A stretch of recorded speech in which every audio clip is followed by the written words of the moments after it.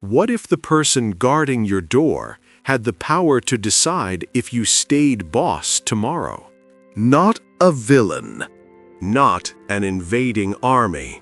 Your own bodyguard. Now imagine that bodyguard has a sword, thousands of trained soldiers behind him, and lives right next to you. That was the Praetorian Guard. And by the end of this story, you'll understand how a group created to protect Roman emperors slowly became more powerful than the emperors themselves, and how their greed nearly shook the entire Roman Empire. Let's start at the beginning. A long time ago, before Rome had emperors, it had generals. These generals had special soldiers whose job was to guard their tents during war. These guards were called Praetorians, named after the general's tent, the Praetorium. They were strong, loyal, highly trained. Think of them like the all-stars of the army.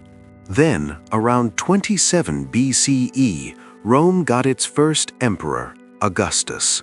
Augustus was smart. He knew being emperor meant people might try to hurt him, so he made the Praetorian Guard official. He picked thousands of the best soldiers and gave them one main job: Protect the emperor at all costs. Sounds simple, right? But here's where things get interesting. Regular Roman soldiers had to serve more than 20 years. They were sent far away, freezing forests, burning deserts, dangerous borders. The Praetorian Guard? They served fewer years, they got paid more, and they stayed in Rome, the capital city filled with wealth, politics, and power. It was like being on the best team, getting the best paycheck, and living in the best city. And when you mix weapons, money, and political power, things can change fast. At first, they really did protect the emperor. They marched in parades, they stood watch at the palace, they kept enemies away. But over time, they realized something important. The emperor needed them. Without the guard, the emperor wasn't safe. And if they weren't loyal, the emperor wouldn't last long. One of their leaders, a man named Sejanus, understood this better than anyone. Sejanus became the commander of the Praetorian Guard during the rule of Emperor Tiberius, and he made a big change. Before Sejanus, the guards were spread out around Rome, but he gathered them into one giant camp called the Castra Praetoria. Now imagine thousands of elite, heavily armed soldiers all living together, training together, following one leader. That made them extremely powerful. Sejanus began influencing politics. If someone spoke against him, suddenly that person might be accused of being a traitor. Trials happened. People disappeared. Sejanus wasn't emperor, but he had the emperor's ear. And that meant he had power. This was the moment the Praetorian Guard stopped being just protectors and started becoming power players. Then came a shocking event that changed everything. In the year 41 CE, Emperor Caligula was killed. Caligula was known for strange and cruel behavior.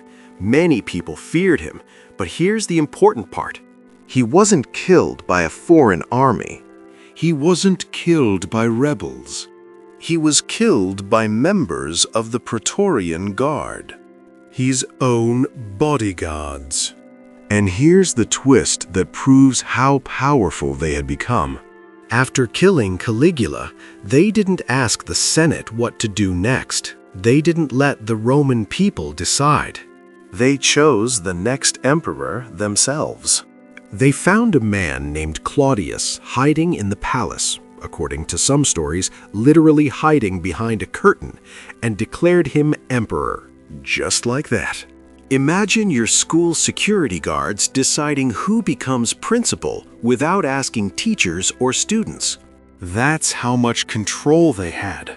From that moment on, everyone understood something clearly. The Praetorian Guard could make an emperor or break one. And it didn't stop there. In the year 193 CE, an emperor named Pertinax tried to bring discipline back to Rome.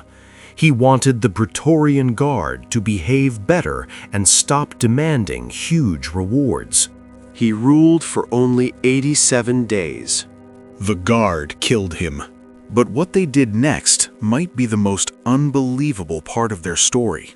They auctioned off the Roman Empire. Yes, auctioned. They invited wealthy men to offer money in exchange for becoming emperor. The man who promised them the biggest payout, Didius Julianus, won. He basically bought the throne. Imagine if the presidency of a country went to whoever promised the military the most cash. That's what happened in Rome. But this decision made other Roman armies furious. One powerful general marched toward Rome, defeated Julianus, and had him executed. Still, the damage was done. The emperor was no longer seen as sacred or chosen by destiny.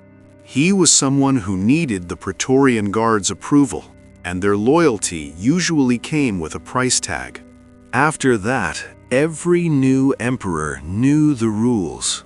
If you want to survive, pay the guard.